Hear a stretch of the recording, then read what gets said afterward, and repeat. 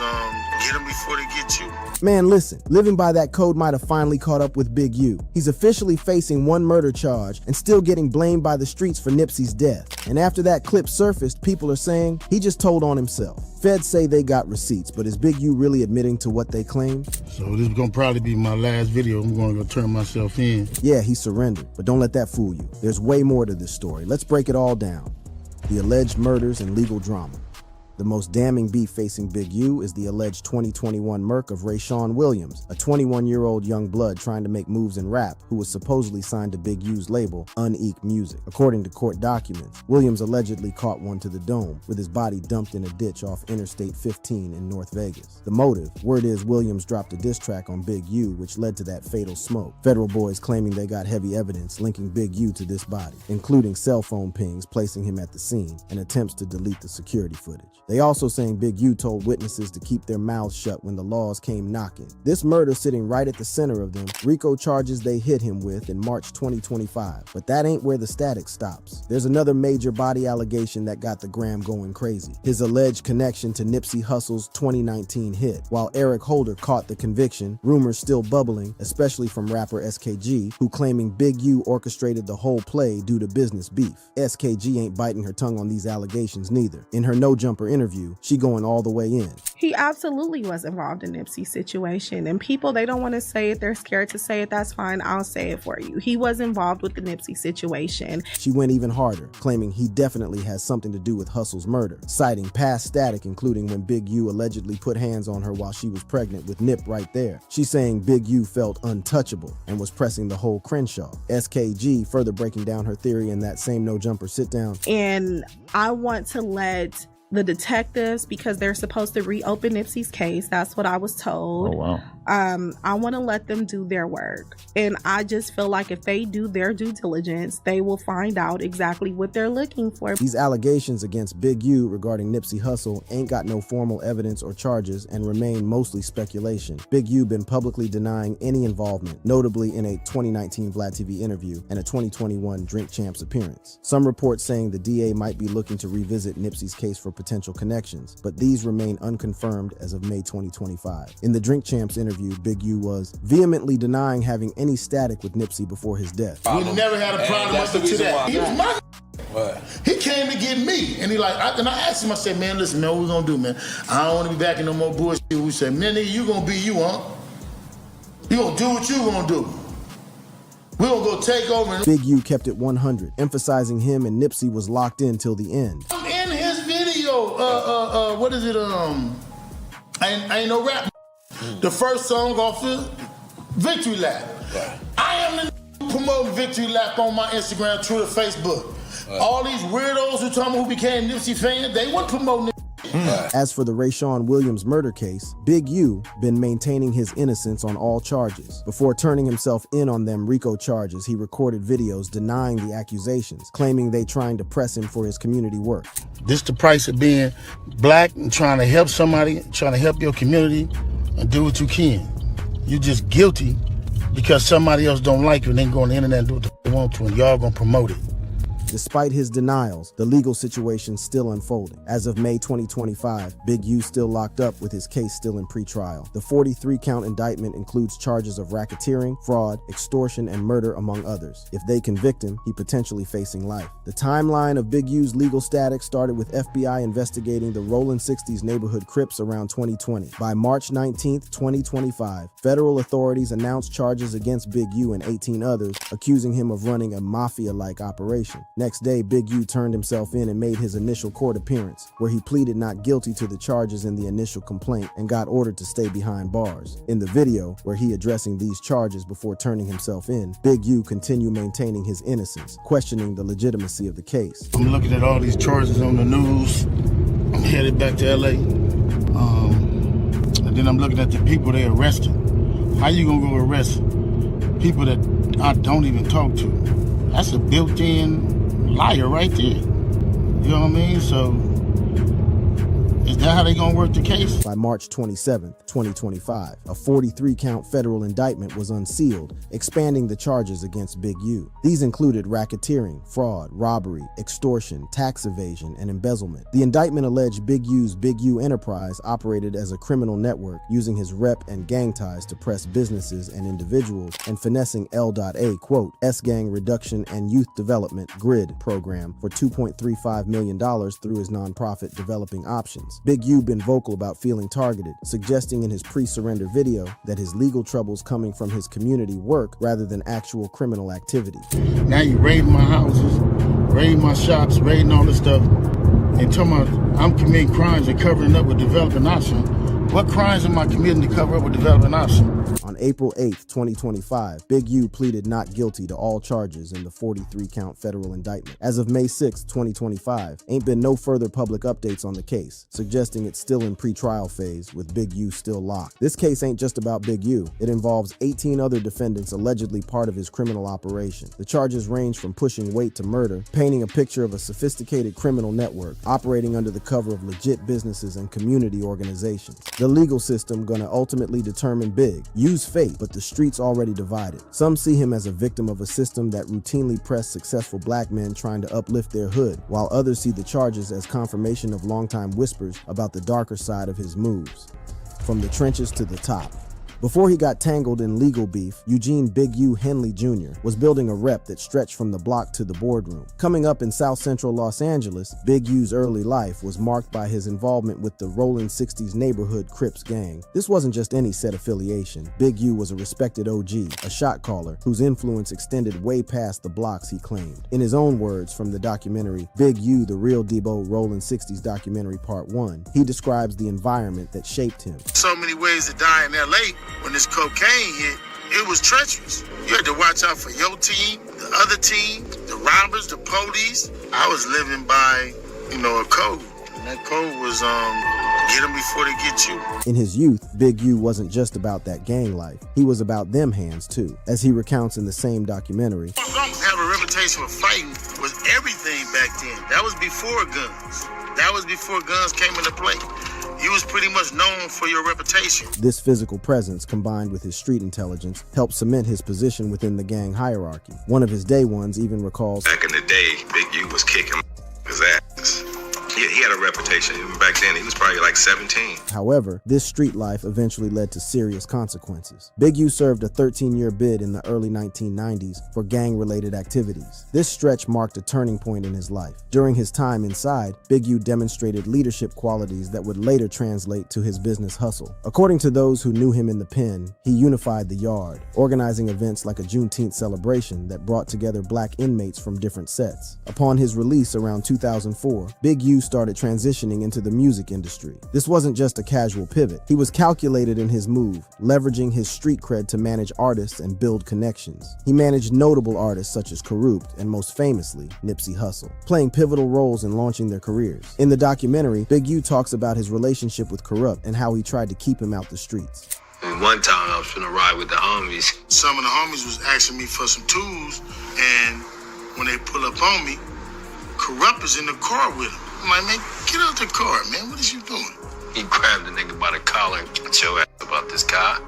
This ain't your review. You gonna do the rap game, go do the rapping. Beyond music management, Big U expanded his portfolio to include film production. He wrote and produced movies like Force of Execution and contributed to documentaries, including one on Jam Master Jay titled Two Turntables and a Microphone. Most notably, he served as an executive producer for the FX documentary series Hip Hop Uncovered, where he shared his personal journey and influence in hip hop during his appearance on Drink. Champs Big U explains how the Hip Hop Uncovered documentary came together and his vision for it.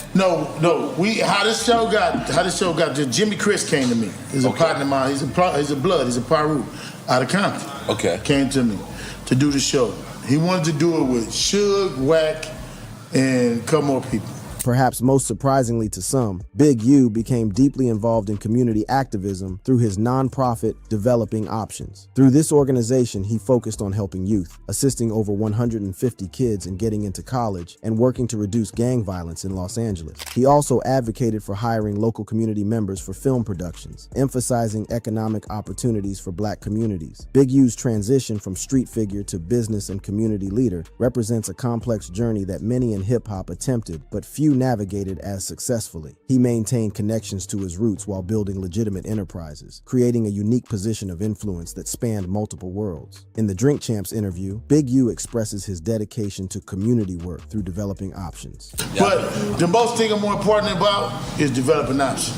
So that's the work I do with the kids. Wow. And with that, I got over 1,500 boys that we have put through college.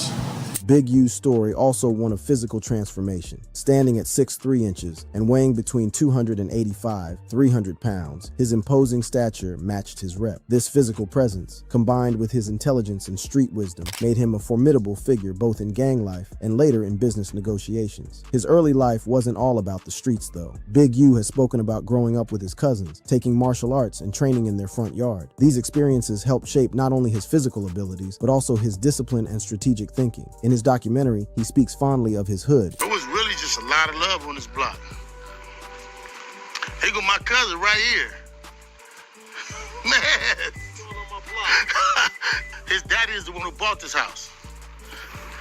This was our whole life. This is the most valuable house in the world right here to us. The duality of Big U, the street-certified gangster and the business-minded community leader, made him a compelling and sometimes controversial figure even before his recent legal troubles. His ability to code switch between these identities allowed him to operate effectively in diverse environments, from corporate boardrooms to hood centers. Big U's evolving public image over the years demonstrates the complicated nature of redemption narratives in hip-hop culture. He presented himself as someone who had transformed his life after the pen, using his experiences and connections to create opportunities for others. Yet questions about how completely he had left his past behind persisted, creating a tension that would eventually explode with his 2025 indictment. Controversies.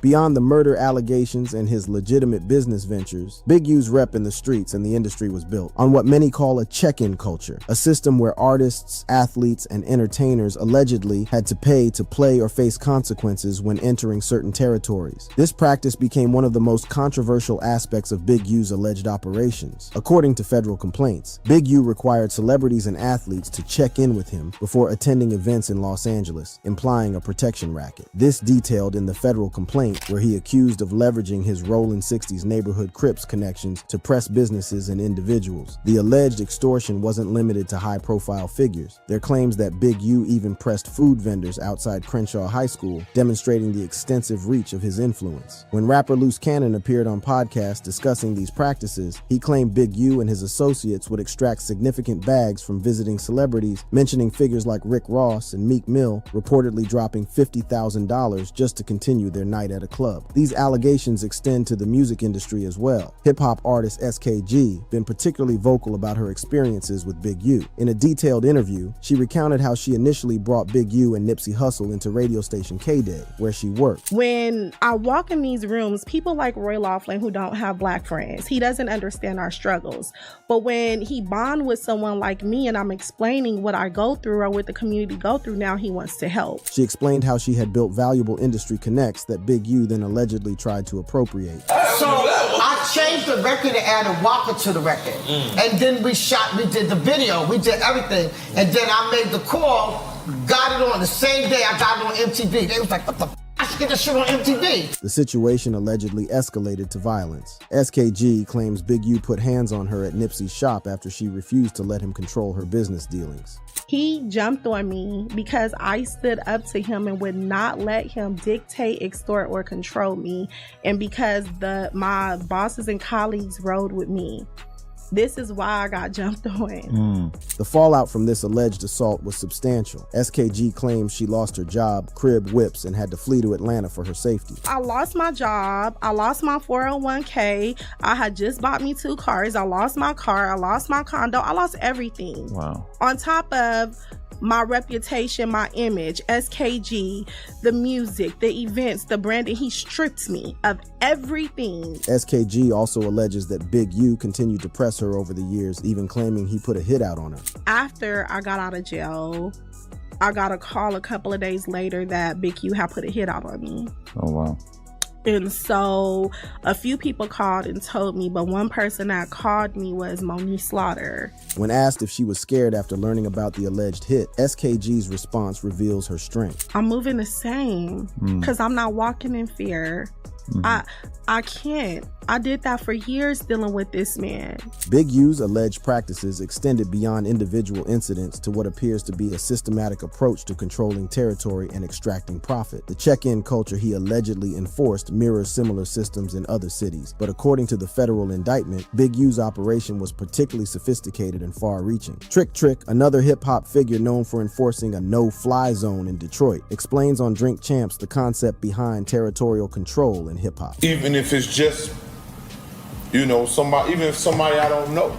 Yeah. But at this time, we have a situation between me, something that's got to do with me, an altercation that started between my homies and his homies. And the difference between Trick Trick's approach and what Big U is alleged to have done, according to the federal indictment, is the systematic nature of the extortion and its integration with seemingly legitimate businesses. Beyond the alleged extortion and violence, Big U also accused of finessing NBA players like Draymond Green and Shaquille O'Neal by persuading them to donate to his charities and then transferring the money to his personal accounts. Specific instances include a $20,000 donation from a current NBA All-Star on August 20th, 2019, and a $20,000 check from a former NBA MVP on September 21st, 2022, with $15,000 transferred to Henley's account. These allegations paint a picture of a figure whose influence extended far beyond legitimate business practices. The accusations suggest a pattern of intimidation and control that affected not only street-level operations, but also reached into the entertainment industry and business world. Despite these serious allegations, Big U maintained a public image as a reformed gang member who had transitioned to legitimate business and community work. Through his nonprofit, Developing Options, he presented himself as someone dedicated to providing alternatives to gang life for youth in South Los Angeles. This duality, the community activist versus the alleged extortionist, created a complex public persona that has now collapsed under the weight of federal charges. The indictment against Big U and his associates alleges that his legitimate enterprises, including Developing Options, were used as fronts for criminal activity. In his pre-surrender video, Big U directly addresses these allegations, denying them vehemently. I'm looking at this video as I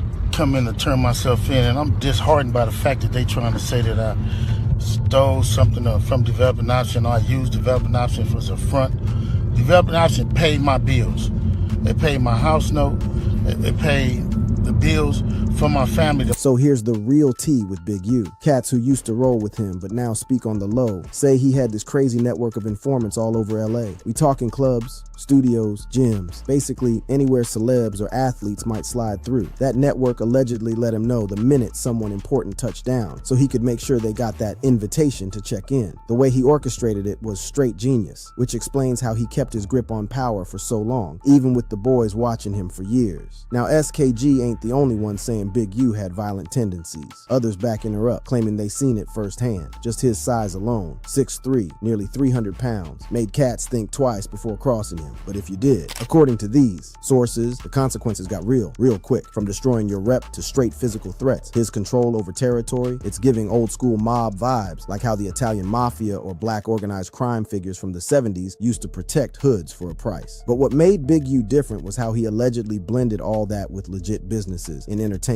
and sports. That mix of street and corporate made it super hard for the laws to get a handle on him. Over time, his playbook allegedly got more sophisticated too. What might have started with strong-arm tactics supposedly evolved into financial plays. Think shell companies, consulting deals, and contracts that looked clean on paper but were really about control and bread. Basically, he adapted street power to a corporate world without losing any of the muscle behind it. What's wild is that in South Central, folks torn on him. On one hand, his nonprofit Developing Options did real work, scholarships, helping cats out of gangs, that kind of thing. But on the other, there's talk of fear and control hanging in the air. Some community leaders didn't want to speak on him too openly because of the good stuff he was doing. feeling, or maybe because they didn't want to deal with the fallout. Then there's the whole check-in culture. Some cultural critics saying it basically turns authenticity into a transaction. Like if you're an artist coming to LA, you gotta pay respect, maybe literally, to someone like Big U to prove you solid. That turns street cred into something you can buy, which totally goes against what hip-hop's supposed to be about. And let's not ignore the gender dynamics here. SKG says that when women pushed back against Big U's authority, they faced specific threats, not just violence, but also sexual intimidation. Other women in the industry backing that up, suggesting a pattern where men held the power and women paid the price if they didn't fall in line. Law enforcement folks who were on his case over the years say he ran a seriously tight ship. Between layers of trusted people, careful communication, and real businesses as cover, they could never pin anything big on him, until now. What's different this time is using RICO charges, which let prosecutors connect the dots between everything he was allegedly involved in and treat it like one big operation. Bottom line, however his legal situation plays out, Big U left a mark. His story ain't just about one man. It opens up conversations about race, power, hustle, and survival. It's messy, yeah, but it also says a lot about the systems people have to navigate and sometimes manipulate to hold on to power in America. Peace out, and until next time, click on the boxes on your screen for more thrilling content.